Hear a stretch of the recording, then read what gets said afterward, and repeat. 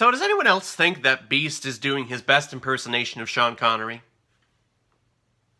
No? Well, I'm alone here, so if I got a response, that'd probably be weird.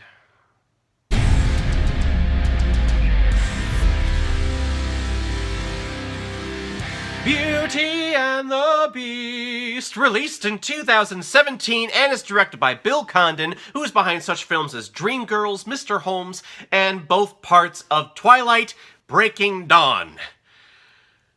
The film stars... Gosh, this is a really good cast. Emma Watson, Dan Stevens, Luke Evans, Kevin Kline, Josh Gad, Stanley Tucci, Audrey McDonald, Ian McKellen, and Emma Thompson. This, of course, is a live-action adaptation of the 1991 Disney animated picture of the same name. And it's basically the same movie.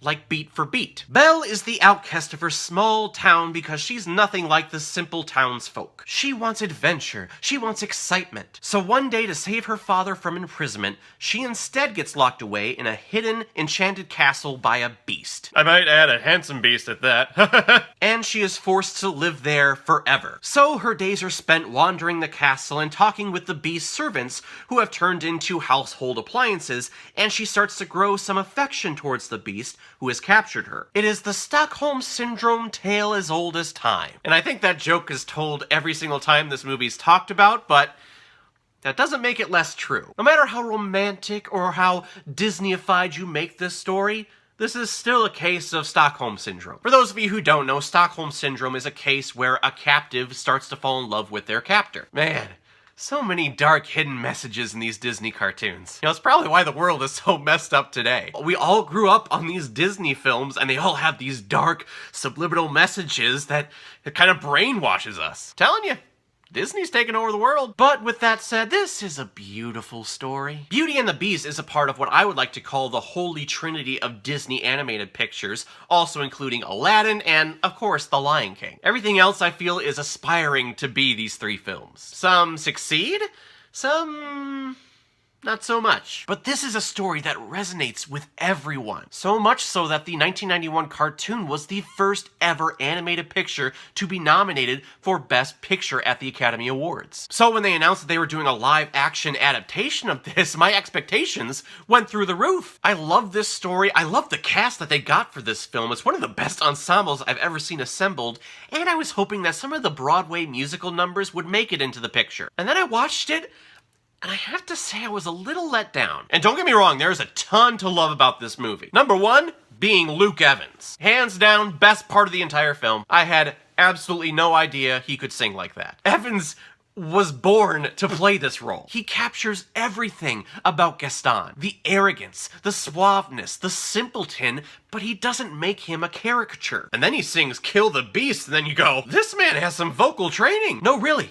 Like a professional. No auto-tune in sight. And the castle ensemble is a delight as well. I mean, it's almost perfect voice casting. McGregor, even though his French accent was a little annoying. McKellen as Cogsworth is great. Tucci and McDonald are great as the operatic couple. And if you absolutely had to replace Angela Lansbury's Mrs. Pot with anyone, it had to be Emma Thompson. And I enjoyed Dan Stevens as the Beast in this film. I was actually getting more tenderness from him than malice in the first half of the movie, which is different than the cartoon. But this film does dive into who this guy was before the Enchantress cast her spell on him. No, not that Enchantress.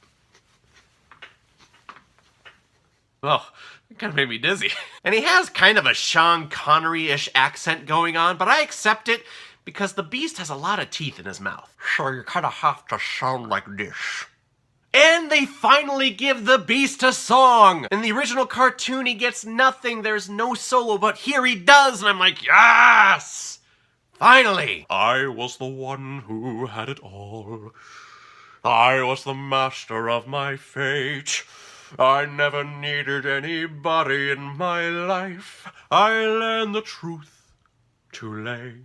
But to be honest, where this movie becomes underwhelming for me is with our lead actress, Emma Watson. I mean, there's nothing here. Her performance is completely wooden, no reactions at all. During Be Our Guest, you have the utensils putting on a culinary cabaret, and she just sits there. Guest, be our guest, put our service to the test.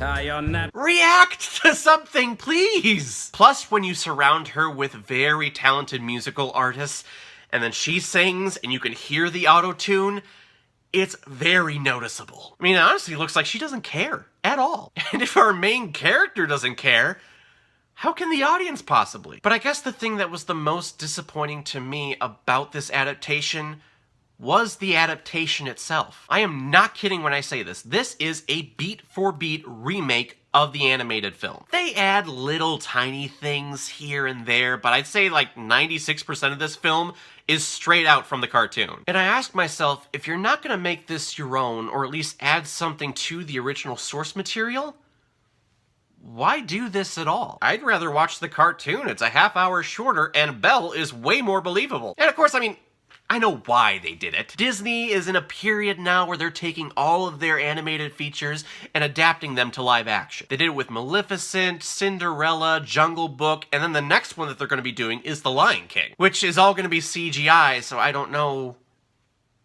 how that qualifies for live action, but they're doing it. And they're doing it for the almighty dollar.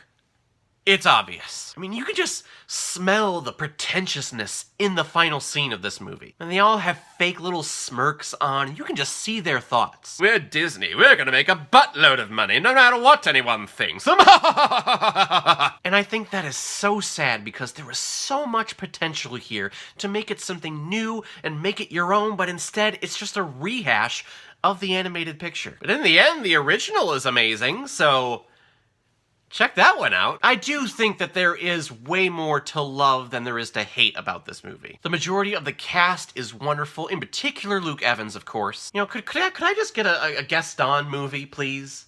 Anyone? See? I'm talking to myself again. And with the new visual effects, this movie can be very magical to watch. I just wish our lead actress thought the same thing. But if this is your first time ever seeing Beauty and the Beast at all, you're probably gonna love this movie. But if you grew up with a cartoon like I did, you might leave the theater thinking, I could have just watched the cartoon. Well, why did I come to the theater to see this? So I'm gonna give Beauty and the Beast, the 2017 remake, 3.5 out of 5 Blu-rays. I am above average. Hey everyone, I just want you to know that I'm going to be releasing a special Christmas edition of Caleb Watches Movies this year. As many of you probably have guessed, I'm a huge fan of superhero movies, and this year, we had a ton. And at the end of the year, a lot of people like doing a ranking system of which one was better than the other, so that's what I'm doing this year. By my calculations, there have been 12 superhero films that have been released theatrically this year, so on Christmas Day, I'm releasing my ranking of where I see them against each other. Oh boy. I can't wait for the comments on that one. But it's my Christmas present to you, saying thank you for subscribing and viewing all of my videos. Alright everyone, now comes my favorite part in my video where I randomly select which movie I'm watching next. Let's take a look. We've landed on the moon! Dumb and Dumber! G'day, mate. Let's put another shrimp on the bobby! I love this movie. It's just, who doesn't love this movie? Jim Carrey, Jeff Daniels, comedic geniuses. Oh, that's gonna be a good time rewatching that. So everyone, have you seen Beauty and the Beast? What did you think about it? Or, if you've never seen it before and you stumbled across it because of this video, please comment below, let me know what you thought about it. And when you're done commenting, please like and subscribe to my channel so you know the next time I post my next movie review. So everyone, I will see you next time with my review of Dumb and Dumber. So in the meantime, be well, be good to each other, and go watch a movie. Take care, guys.